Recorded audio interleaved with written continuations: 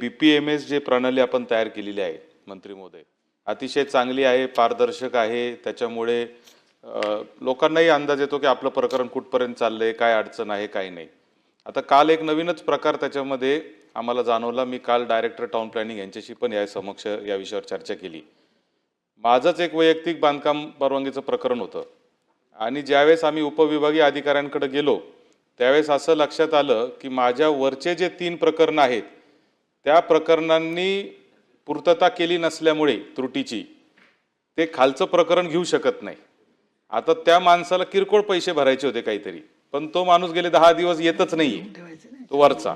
आता तो वरचाचे पैसे भरावे की काय अशी परिस्थिती निर्माण झाली, अशी वेळ आमच्यावर खरं तर आलेली आहे। मग काल आम्ही डायरेक्टर टाउन प्लॅनिंगला फोन केला की म्हणलं साहेब असं जर असेल तर कसं मार्ग काढायचा, जो वरचे जर त्रुटी पूर्ण करणार नसेल विहित वेळेमध्ये तर काहीतरी तर याच्यामध्ये प्रोव्हिजन पाहिजे। दुसरं पूर्वी काय होतं की ह्या अधिकाऱ्यांना रिअसाइन करण्याची अधिकार होते, म्हणजे खाली पाठवण्याचे परत, आणि मग ते खाली पाठवलं की खालचं प्रकरण वर जायचं।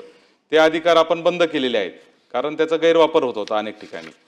आणि म्हणून मला असं वाटतं की हे सगळं पारदर्शक करत असताना काही जेन्युइन प्रकरणांना देखील त्रास होतो, असे पण अनेक तक्रारी या ठिकाणी येत आहेत। दुसरी महत्त्वाची गोष्ट सभापती महोदय मला या निमित्ताने सांगायचं आहे की इतका आपण IT आणतोय, इतक्या गोष्टी आपण चांगल्या करतोय, पण जे रजिस्ट्रेशन ऑफिस आहे, उदाहरण म्हणून सांगतो, रजिस्ट्रेशन ऑफिसमध्ये आपण ऑनलाईन प्रणाली सगळ्यात पूर्वी आपल्या महाराष्ट्रात तिथं सुरू झाली। आजही दिवसातून 1 तास तरी ते सर्व्हर डाऊन असतं। तसंच BPMSचं पण आहे, वारंवार सर्व्हर डाऊन असण्याचे, वेबसाईट न चालण्याचे जे प्रकार होत आहेत हे मला असं वाटतं की ह्याच्यावर कुठंतरी काम झालं पाहिजे। कारण आज आपल्याला माहिती आहे की अनधिकृत बांधकामं राज्यात प्रचंड वाढलेले आहेत आणि त्याचे जर कारणं जर बघितले विविध प्रकारचे, त्यातलं एक कारण हे पण आहे की वेळेवर बांधकाम परवानगी न मिळणं, ह्यामुळं पण लोक वैतागून जातात आणि बांधकाम चालू करून टाकतात।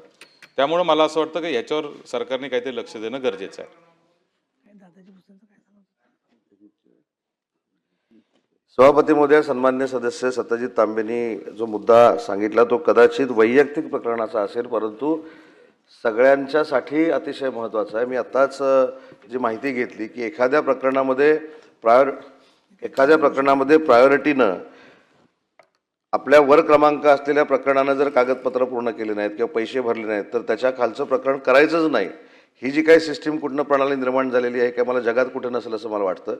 त्याच्यामुळं मला असं वाटतं की पहिल्या माणसानं पैसे भरले नाहीत, पहिल्या माणसानं जर कागदपत्राची पूर्तता केली नाही तर त्याचा इफेक्ट हा दुसऱ्या माणसावर होऊ नये आणि त्याचं नुकसान होऊ नये ही दक्षता शासनाने घेणं गरजेचंच आहे। आणि आजच टाउन प्लॅनरला निर्देश दिले जातील की ज्याचे कागदपत्र पूर्ण करून घ्यायचे आहेत, ज्याचे पैसे भरून घ्यायचे आहेत, त्याच्यासाठी दुसऱ्याला तंगवण्यात काहीच अर्थ नाही, तर त्याच्यामध्ये सिस्टीममध्ये बदल करावा लागेल। तो सिस्टीममध्ये बदल आम्ही नक्की करू।